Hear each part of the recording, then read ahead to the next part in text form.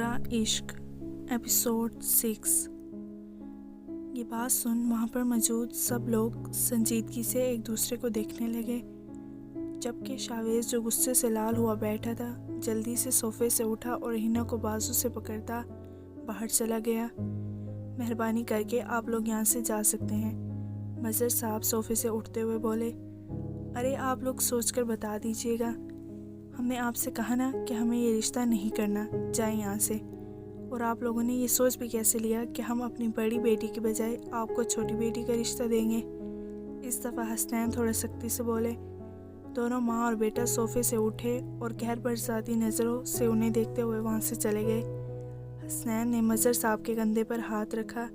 اسرا جو وہیں بیٹھی آنسو بہا رہی تھی، راحیلہ نے اسے سینے سے لگا لیا، جبکہ سمیر خاموشی سے بیٹھا تھا۔ اسرا خوبصورت تو تھی، لیکن زیادہ عمر ہونے کی وجہ سے اس کا رشتہ نہیں ہو پا رہا تھا۔ رشتے والے زیادہ عمر ہونے کی وجہ سے رشتے سے انکار کر دیتے تھے۔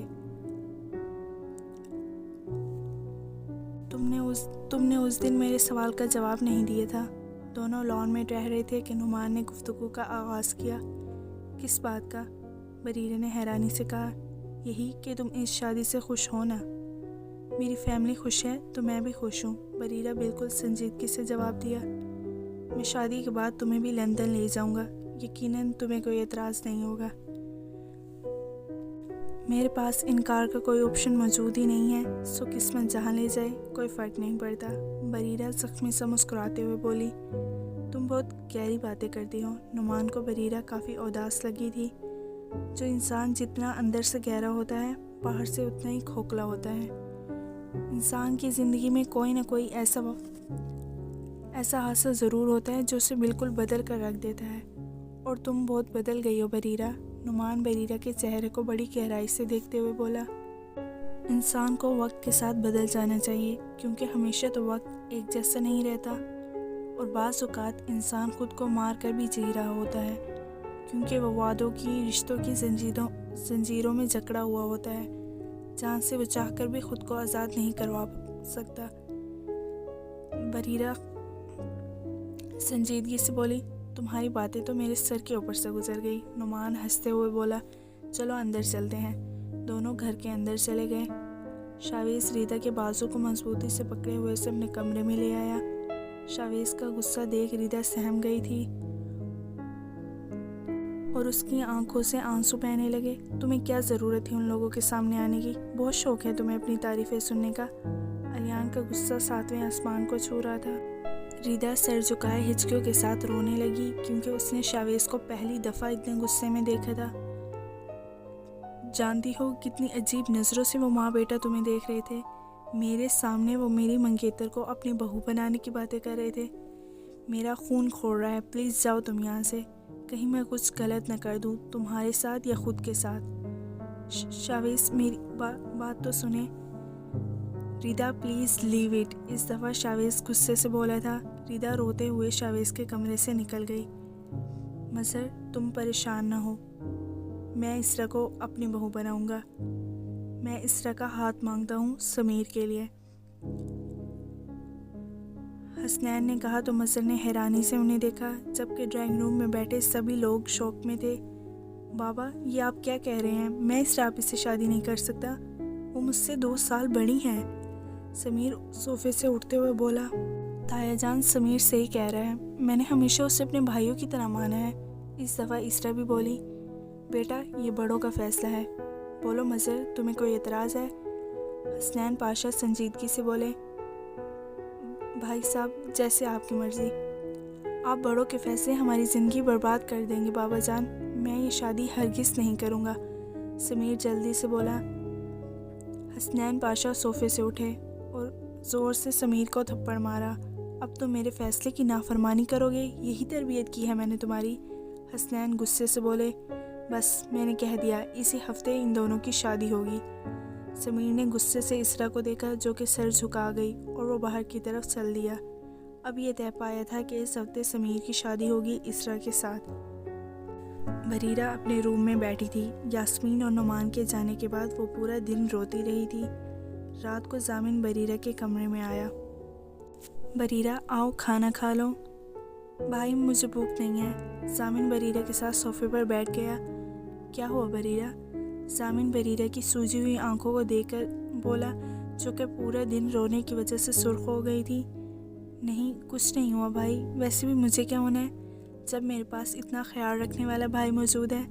بلکہ بریرہ ہلکی سی مسکراہٹ سجائے بولی، لیکن تمہاری آنکھوں سے لگتا ہے جیسے تم بہت روئی ہو۔ سامن بریرہ کی حالت دیکھ پریشان ہوتے ہوئے بولا، نہیں بھائی، نائٹ ڈیوٹی کی وجہ سے آنکھیں سوجی ہوئی ہیں، نیند جو پوری نہیں ہو پاتی۔ اچھا تو پھر بھوک کیوں نہیں ہے؟ بھائی وہ بریرہ اٹھو اور آؤ کھانا کھانے چلیں۔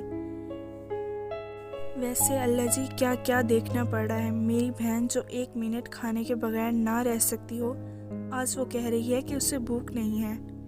بریرہ دل میں کہتی ہے، جس کے اندر پہلے سے ہی اتنے درد موجود ہوں، بھلا اس کو بھوک کیسے لگ سکتی ہے؟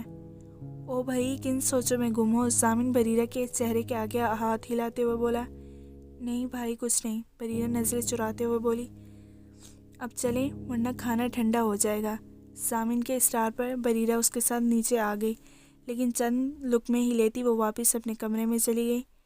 ماما آپ کو نہیں لگتا بریرہ بہت چپ چپ رہنے لگی ہے؟ نہ پہلے کی طرح ہمارے ساتھ بیٹھتی ہے، نہ باتیں کرتی ہے، رات کو بھی گھر آتی ہے تو سیدھا اپنے کمرے میں چلی جاتی ہے۔ سامن نے بریرہ کی خاموشی کو محسوس کیا تھا۔ سامن بیٹا پریشان نہ ہو، لڑکیاں شادی سے کچھ عرصہ پہلے ایسے ہو جاتی ہیں۔ آخر ماں اور بہن بھائی سے بچھڑنا آسان تھوڑی ہے، اس لیے یہ نیچرل ہے۔ تم اپنے دماغ پر زیادہ زور نہ ڈالو، آرام سے کھانا کھاؤ۔ مہرین نے سامن کو تسلی دی تھی کہ وہ بریرہ کے لیے بے وجہ پریشان ہو رہا ہے۔ آج یونیورسٹی میں تینوں کا لاسٹ ڈے تھا، تینوں کی گریجویشن کمپلیٹ ہو چکی تھی۔ آدھا دن انہوں نے یونیورسٹی میں گزارا تھا۔ اب تینوں یونیورسٹی سے نکل کر کیفے میں آئے ہوئے تھے۔ آگے کا کیا سوچا ہے تم دونوں نے؟ اذان کافی کا مگ ہاتھ میں لیتے ہوئے بولا۔ میں اپنا بزنس جوائن کروں گا، کیونکہ بابا کی بھی یہی خواہش ہے۔ شاویز کافی کا سپ لیتے ہوئے بولا۔ اور تم؟ اذان نے سمیر سے کہا، جو کافی کا مگ پکڑے قدرے خاموشی سے بیٹھا تھا۔ سمیر نے جواب میں کچھ نہیں کہا۔ اسے کیا ہوا؟ اذان نے شاویز سے پوچھا۔ شادی ہے اس ہفتے اس کی۔ شاویز سمیر کو دیکھتے ہوئے بولا، جس کا چہرہ تاثرات سے خالی تھا۔ کیا سچ میں؟ اور اتنی جلدی؟ کیا ہوا سمیر، تم اس شادی سے خوش نہیں ہو؟ اذان نے سمیر کا بجھا ہوا چہرہ دیکھ کر کہا۔ نہیں خوش ہوں، سمیر نے سنجیدگی سے جواب دیا۔ اگر وہ اذان سے یہ کہتا کہ میں اس شادی سے بالکل خوش نہیں ہوں، تو ساتھ بیٹھے شاویز کو یہ اچھا نہ لگتا۔ آخر اسرا اس کی بہن تھی اور وہ نہیں چاہتا تھا کہ کوئی بھی ایسی بات ہو جس سے ان کی دوستی میں دراڑ آئے۔ لیکن اذان اور شاویز دونوں یقین سے کہہ سکتے تھے کہ سمیر بالکل بھی خوش نہیں ہے۔ وہ اوپر سے ظاہر کروا رہا تھا کہ وہ خوش ہے، لیکن دونوں اسے اچھے سے جانتے تھے، اس لیے انہوں نے محسوس کر لیا تھا۔ رات کو سمیر مظہر پاشا کے کمرے میں آیا۔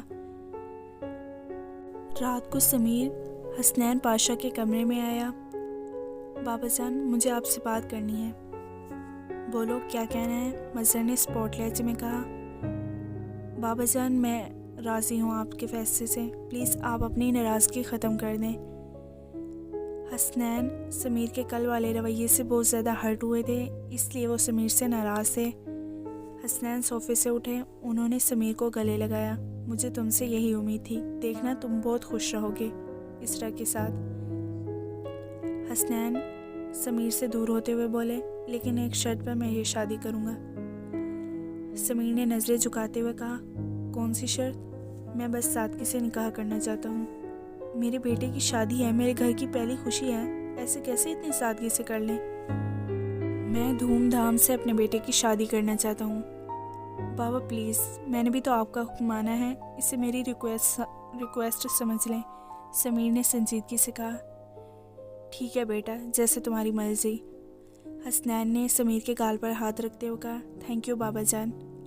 سمیر یہ کہتے ہی کمرے سے نکل گیا۔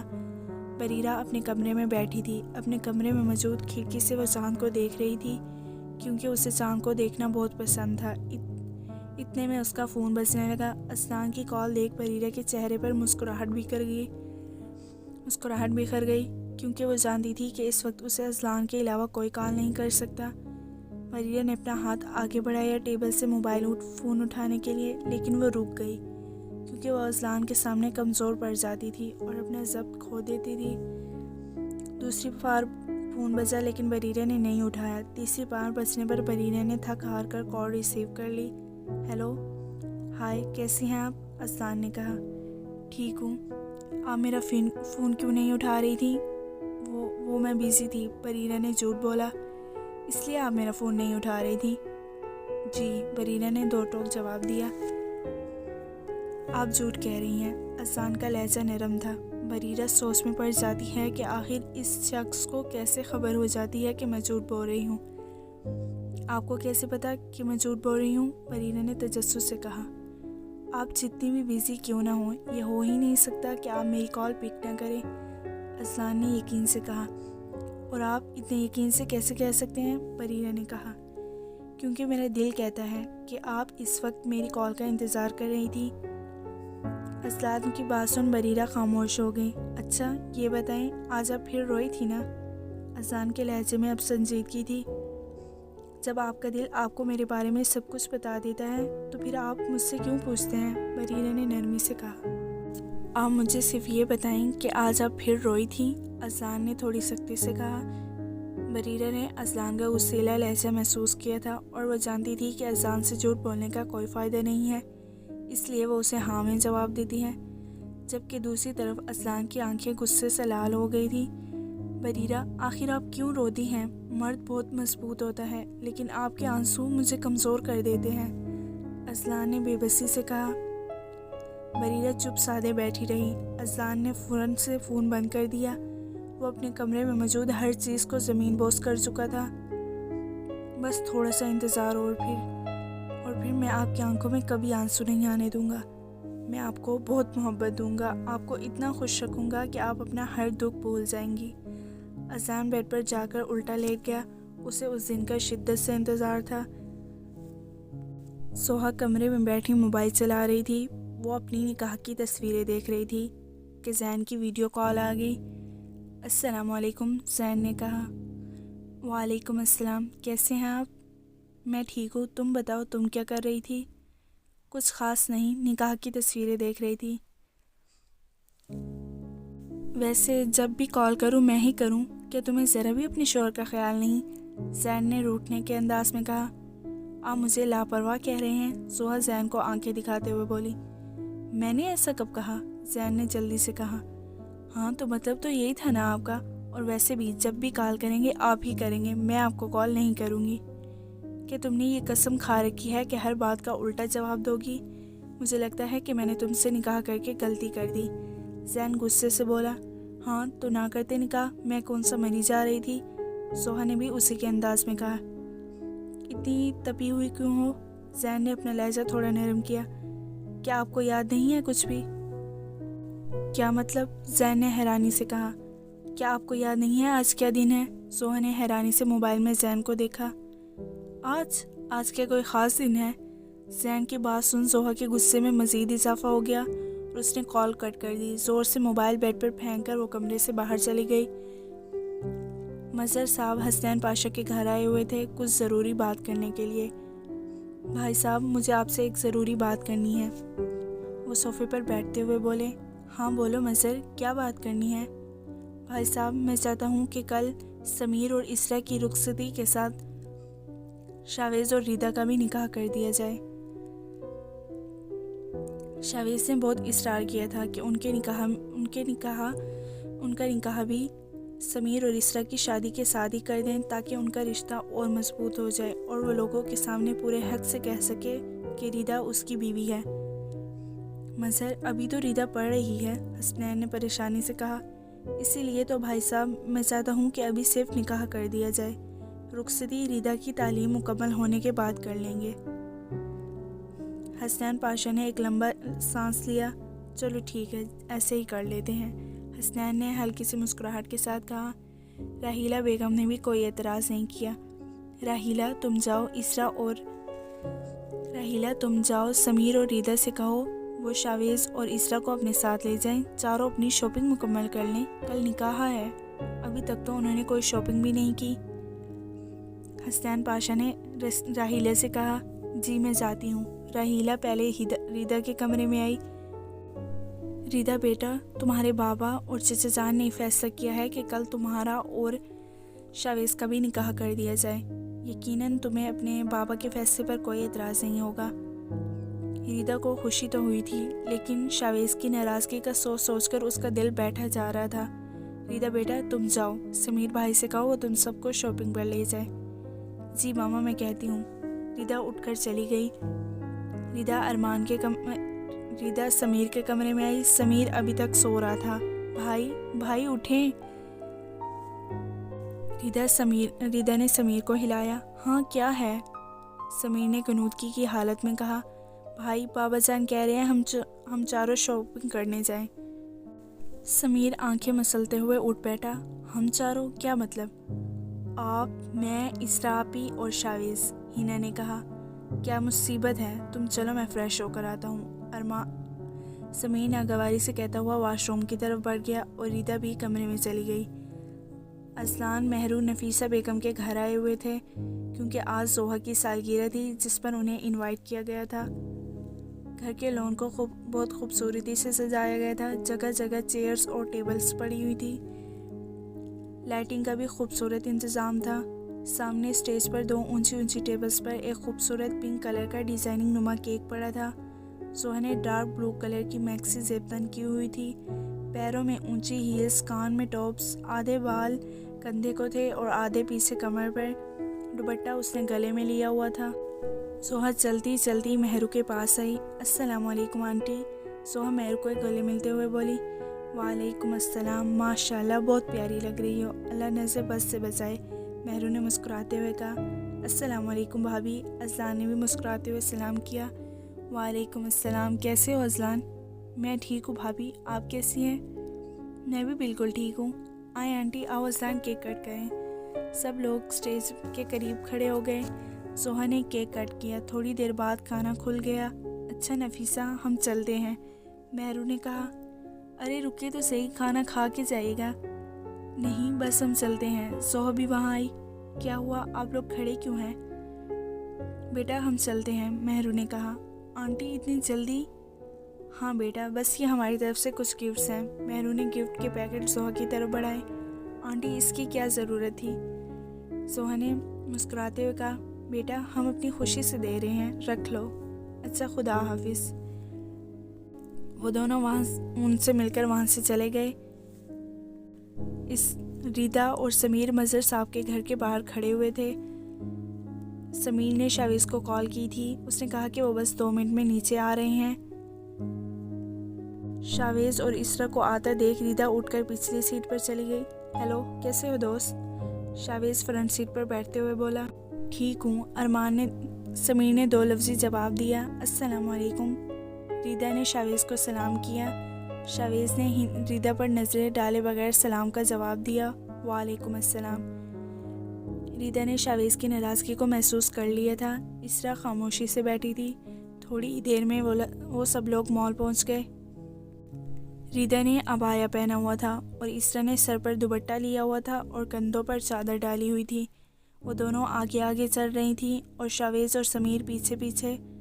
تم تو بڑے چھپے رستم نکلے، کل نکاح بھی فائنل کروا لیا، سمیر مسکراتے ہوئے بولا۔ ہاں یار، بابا کی خواہش تھی تو میں بھی منع نہیں کر سکا، شاویز نے کہا۔